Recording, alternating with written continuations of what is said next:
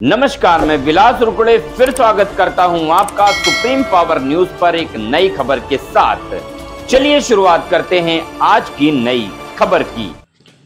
खबर महाराष्ट्र के गोंदिया से शिक्षकों का विदर्भ का घोटाला करने वाले संस्थापकों पर गुना दर्ज कर अनेक संस्था भाजपा के पूर्व सांसद नाना पटोले ने हाईकोर्ट के जज से जांच करने की मांग की। गोंदिया जिले में शिक्षा अधिकारी रहे शिक्षा अधिकारी उल्लास नरड़ अभी नागपुर संभाग के शिक्षण उप संचालक है। सूत्रों के अनुसार करोड़ रुपए का भ्रष्टाचार कर अनेक स्कूलों में जारी कर अनेक लोगों को स्कूल में नौकरी दी गई थी। उसी के चलते पूर्व सांसद नाना पटोले ने पत्रवार्ता में इन घोटालों में प्रशासन से मिलकर जो भ्रष्टाचार किया है उसकी जांच हाईकोर्ट के जज से करने की मांग की। देखिए खबर सुप्रीम पावर न्यूज पर। महाराष्ट्र गोंदिया से सतीश पारधी की रिपोर्ट। सरकारने केलेलं आहे आणि ते आता प्रशासनावर ते सगळं ढकलत आहे।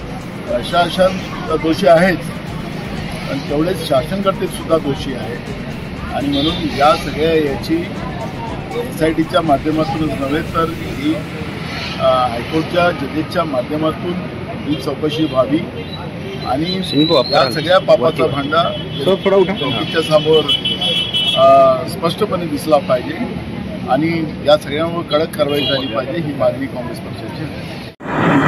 महाराष्ट्रातील अनेक जिल्ह्यांमध्ये बनावट कागदपत्रांच्या माध्यमातून शिक्षकांची पदमान्यता घेण्यात आली। या संदर्भात आम्ही पहिली तक्रार आज पोलीस अधीक्षक गोंदिया यांना केली आहे आणि यामध्ये मंत्रालयाने आम्हाला ज्या मंत्रालयातील बनावट पत्राच्या आधारे जी माहिती हवी होती ती माहिती त्यांनी आम्हाला पुरवली आहे आणि त्या अनुषंगाने ज्या बनावट पत्राच्या कागदपत्राच्या आधारावर काही संस्था चालकांनी शिक्षकांची पदमान्यता घेतली होती त्या संदर्भात आम्ही आज पोलीस अधीक्षक गोंदिया यांना तक्रार केली आहे।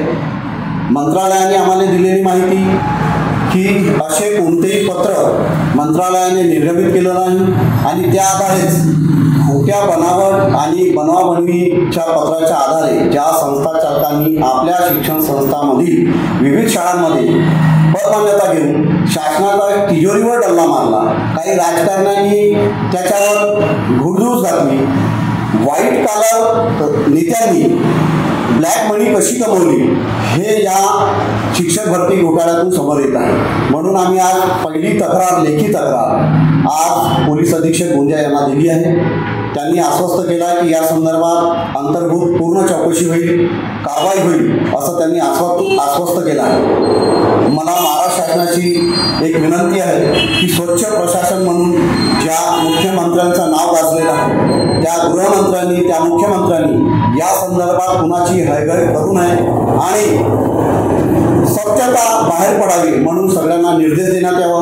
SIT निर्माण करण्यात यावी किंवा निवृत्त न्यायाधीशांच्या मार्फत समिती बनवण्यात यावी आणि कोणत्याही राजकारण्यांनी या प्रकरणांमध्ये हस्तक्षेप करू नये असं निर्देश द्यावा।